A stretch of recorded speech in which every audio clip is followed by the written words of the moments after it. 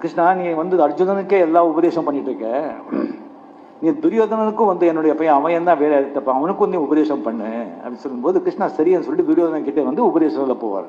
அப்போ துரியோதனா சொல்றான், இதை பாரு கண்ணா, எனக்கு எது நல்லதும் தெரியும், எது கெட்டதும் தெரியும், எது தர்மம் தெரியும், எது அதர்மம் தெரியும், எது செஞ்சா புண்ணியம் தெரியும், எது செஞ்சா கர்மம் தெரியும். ஆனா செய்ய முடியல, நான் செய்ய மாட்டேன்.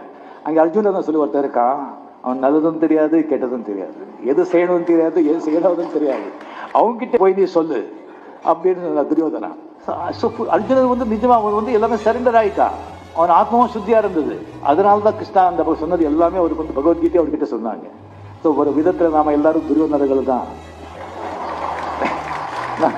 நமக்கு தெரியும் எது நல்லது செய்யணும், எது கெட்டது செய்யணும் சொல்லி, ஆனா செய்ய மாட்டோம்.